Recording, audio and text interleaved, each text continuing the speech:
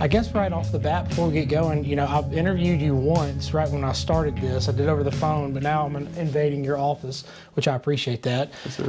How long have you been the director here in Clinton? Since November 2020. So it's been 4 years. So you kind of got right in the middle of COVID and building a culture. They say that's one of the things that I want to talk to you about a little bit.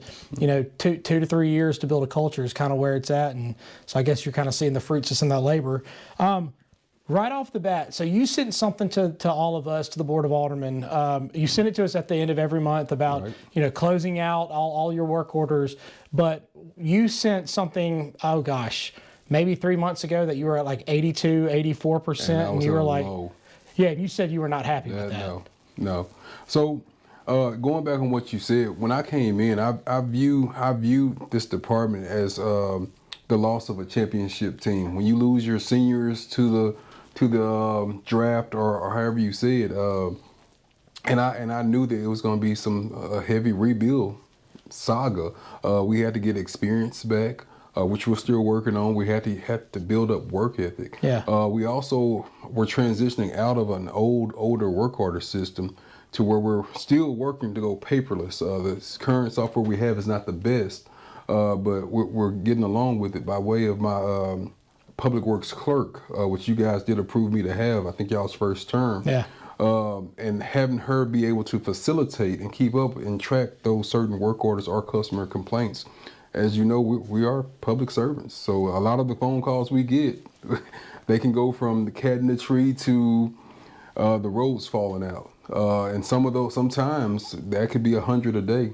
It's hard to keep up with them. I accept that I'm only one man, and I have a whole team behind me. I'm at a point now where within the office, for sure, I have a great team, a great staff from, if I can call names, from Beth Ann Lunsford, Crash Durr, and Natasha Berjani, and Yvonne Pope, who handles all of my billing software, my billings, meter billings.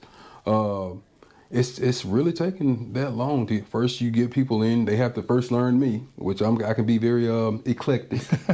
Then they have to also learn the city. Every city's different. Every customer's different. Like I've always told Natasha, for instance. When you answer that phone, you're talking to somebody's mom or auntie. Right. And don't let it be mine, because this whole city is basically family. We've grown up with everyone here in some form or fashion. With that being said, also, we brought in some young guys, some young, some experienced guys who were just unhappy where they were, or some guys who were trying to start a career or just have some check for the club. Right.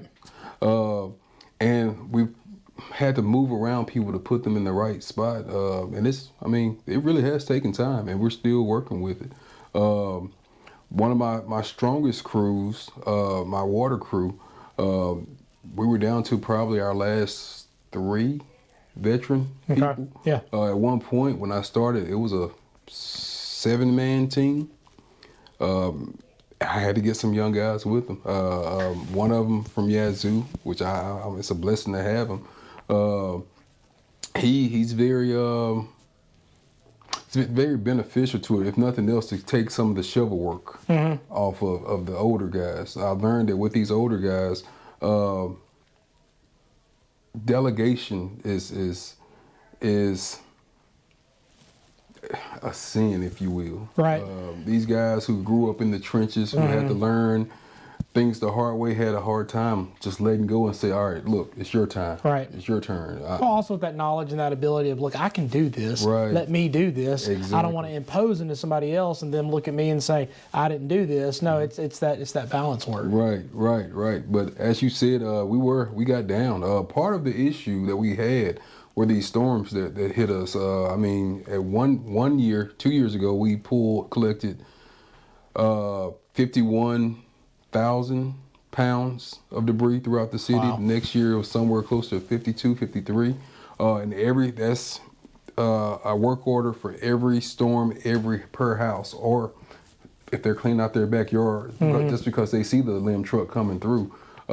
Sometimes we were just littered with streets, or we got behind because the trucks, which is, soon to fill at any given time, went down. That's another 200 work orders just from rainy season in April till we can start getting them all up towards the summer. You just never know. Once we got those cleaned up, we got a new guy in, and he got more familiar with how we need him to operate. Right. They really knocked down a good bit of it. I can go down the list of things. My water crew started moving more efficiently. My sewer crew, definitely got some good guys with them. Golly, this city definitely does have a love for our sewer pipe sewer system. Yeah. And we have to give love back to it constantly. That's a big spike in work orders as well.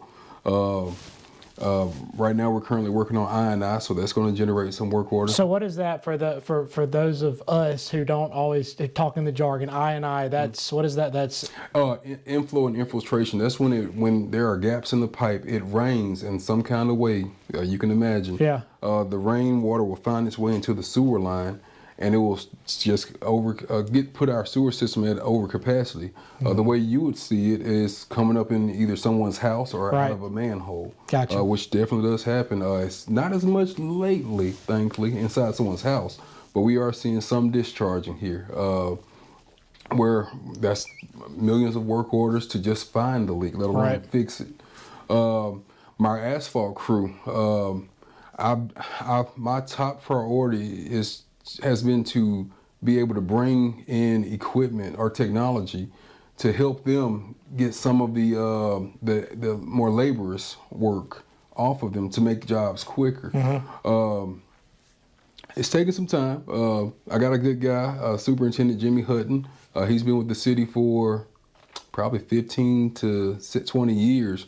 The hardest part with any of them is just introducing new ideas. Right. But everyone has pitched in to help get to that 96%. The most vital point would be Natasha, my public works clerk. In my office, I definitely know when we have a customer calling back multiple times, because there's always a knock at my door, which I'm thankful for. I'm thankful for it. But yeah, all of that has worked together and so much more, just in helping us to move a little bit better in our response to issues. So inside that 96%, what is typically, like if you were going to compare yourself to another city that's comparable to us, is 90% kind of, is there a target goal that you're trying to get for these issued work orders and completed work orders? Like how do you gauge gold standard and silver standard?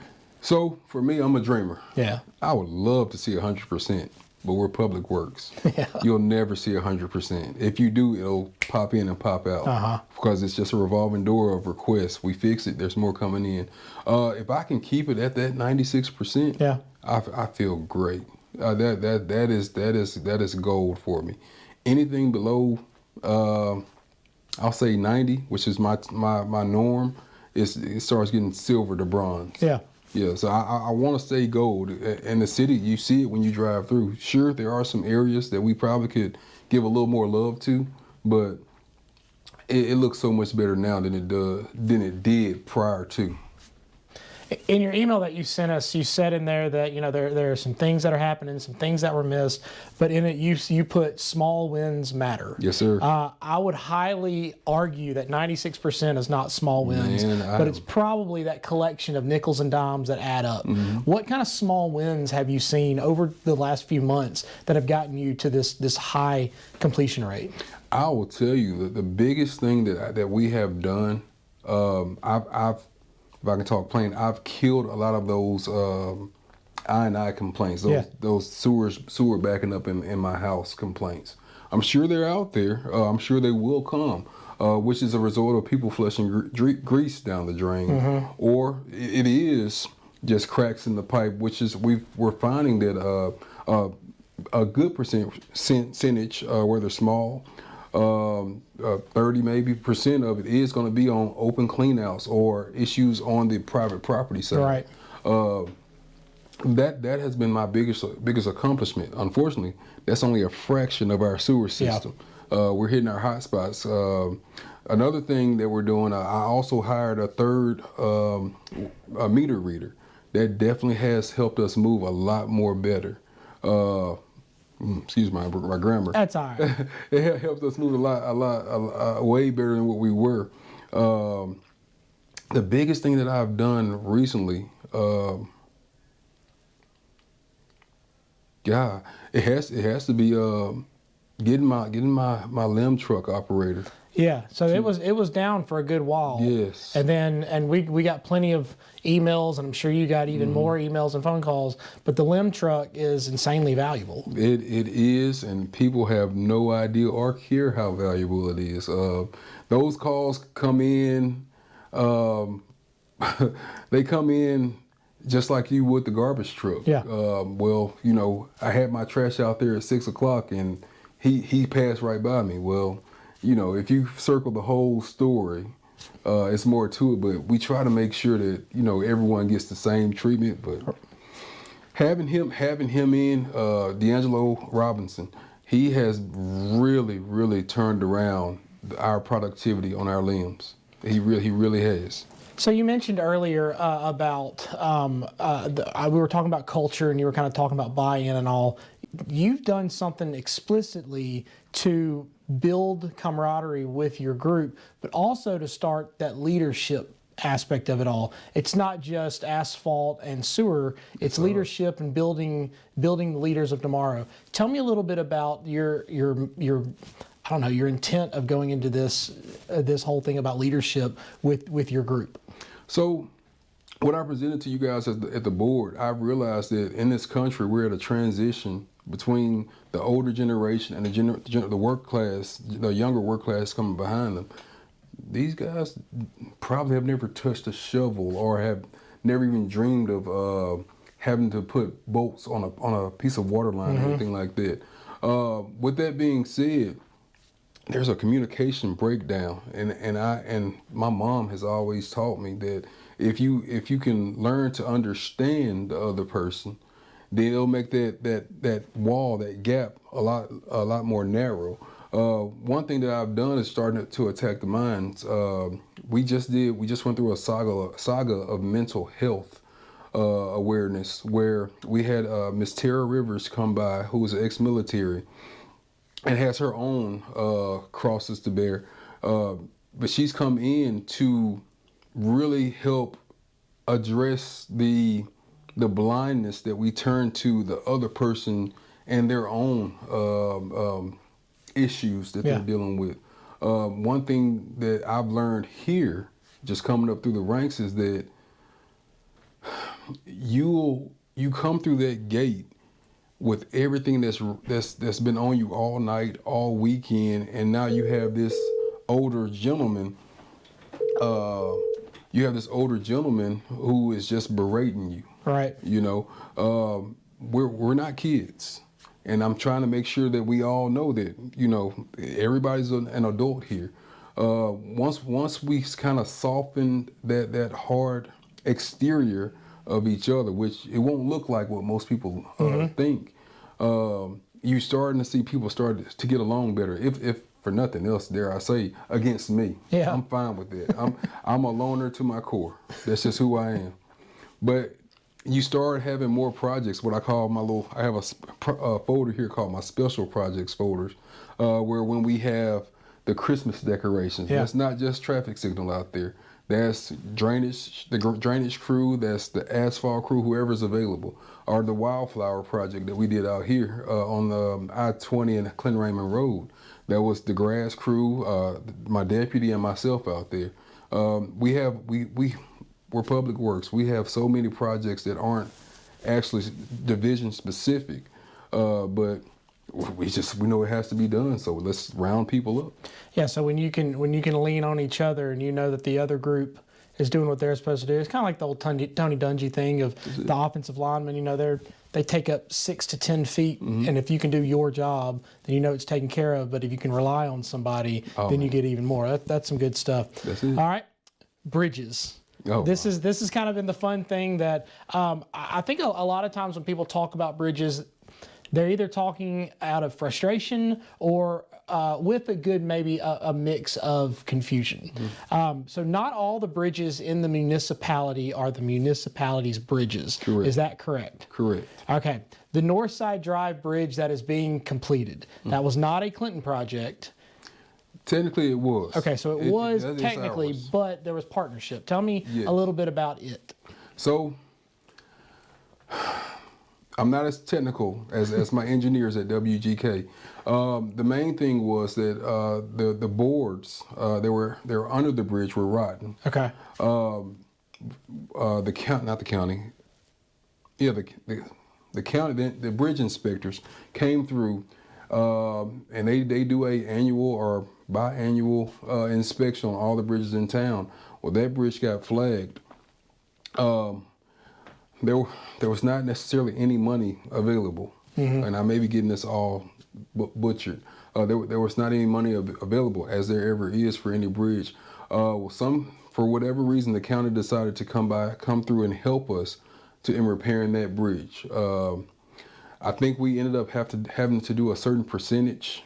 That sounds about right. 25%, Maybe so. Yeah. something of that nature. And that's really the extent of my knowledge. They're repairing it. It was supposed to be opened back up mid this month, actually. Yeah, as of mid-December. yesterday. It looks like they're going to be a little bit more extended out. I'm not quite sure how far. Once the Right. county said that they were over it, I got away from it. I understand that, and so that's kind of an understanding thing that with construction projects, we're going to land on this date. There's wiggle room. It's not ever going to be on that date. Now we are getting close to the Pine Haven Bridge project. That is a municipal That's definitely project there. ours. So WGK has been working to do the eminent domain and to acquire the land rights around the right of ways. And then we are about to get to the point to where that Pine Haven Bridge is shut down, which is going to affect traffic for a little while. But the investment that we get to make in it for now will last generations. Correct. What does this project look like? How is Public Works involved in it, if at all? Minimally. What I can tell you is that they have been working on this bridge since, or they have repaired the bridge Right. back in 2022. I believe so. Because it went from 5-ton capability to 3-ton. It's kind of a Band-Aid for us to get to this position here. Correct. All we did was a simple splice where we did some fortifying on the pillars. They were deteriorated. And next, once we get approved, well, we are approved by the ERBR. Whenever we get started, I believe they are going to replace the whole bridge, and I think it should start somewhere mid-February or April, and to be completed by March, from what I remember. So it's going to be fun. A little bit of an interruption, but we'll see how long it goes. Yeah. And as we've seen with this Northside Drive project, it can take some time, but patience goes a long way. Right. I think our part of it, not to interrupt you, is we will be doing I think we'll be doing the traffic control. I can almost guarantee that we'll be doing the traffic control on it, where we detour people either way on Kickapoo to come back to Clinton, hopefully by way of either Northside Drive, assuming that there will be nothing else go wrong, or back up Clinton Tenon to Williamson Road around it. Which will be good. Last thing, the holidays are coming up. And so actually my whole thought of how could I get Phillip to do a podcast bridged from this question. My wife asked me, she said, our trash is going to be interrupted during the holidays. Do we know what that's going to be? And I said, I gave her my typical answer of, I don't know. Let me send Phillip a text. The holidays this year, Christmas and New Year's will fall on a Wednesday. Correct. So how would you suggest to the people to help manage their waste? Christmas wrapping, boxes, for those that it lands on a Wednesday. So I actually put Beth Ann on that one. She did reach out to Waste Management, and we heard back recently. It says that Waste Management will be closed Christmas Wednesday. So no trash, no runs at all on Wednesday of Christmas or New Year's? Correct. Okay.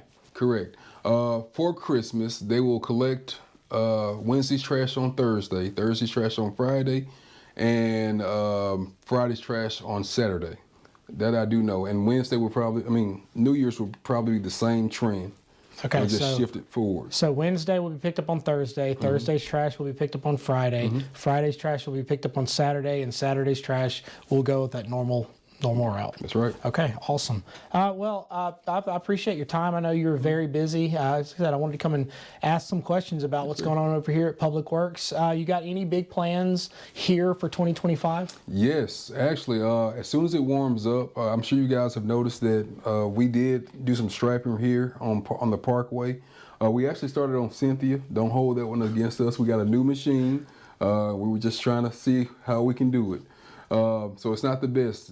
The Parkway looks beautiful. My next plan, once it warms up, is to go down Pine Haven. I think there was about 12,000 linear feet. Okay. Double yellow and outer white. Because currently, right now, there are portions that are that you can pass, but with the development that's happened out there, because I've heard from a lot of constituents, well, can we double line this? And I'm excited that we're moving on to this. And look, I don't know, just for the record, I don't know if I can just up and change things, but we're going to put things back the way they were. That's good. Yeah. That's good. So awesome. That's my big plan. Driving throughout town, I see that there are other main roads that are faded or not looking as good, but I want to get it all done. Awesome. I would love to have it all back pretty. I didn't realize how much aesthetics it adds having your streets marked. Awesome. Well, I appreciate your time, man. Yes, sir. Oh, one more thing. Yeah. I'm also working on getting all of my intersections converted over to radar detection. That's right. The new I can't new system. wait. Yeah. And I actually pulled this pamphlet out in case you wanted more information about it. I had a nice little picture. So while you're finding out, we currently our intersections are done by loops. So the magnetized aspect of it, when the car goes over it, it recognizes, sends that message up to the light, and it changes when it needs to change. Correct. This is going to be radar. Correct. Actually, and you'll see that the radar will actually pick up your vehicle. I don't know if I'm there. As you pull in with some advanced detection for the whole intersection, right there on Northside Drive and Parkway and Pine Haven, we already have one installed. My plan is to have it all the way up from Northside Drive going through the Parkway, which gives you two lights, or traffic intersections. Yes, and 3, excuse me. And hopefully we'll have traffic running smoother. I do feel that while Clinton has grown, our intersections weren't ready for this kind of traffic that we're getting. I agree. So it's very much the definition of bottleneck. Exactly. So hopefully we'll have traffic running soon, faster, along the Parkway north to south, and south to north, hopefully by the end of this year's budget. Awesome. Well, I'm gonna get out of your hair. Yes, that was a joke, so I'm gonna run with that one. And I'll bug you later. Yes, sir. All right.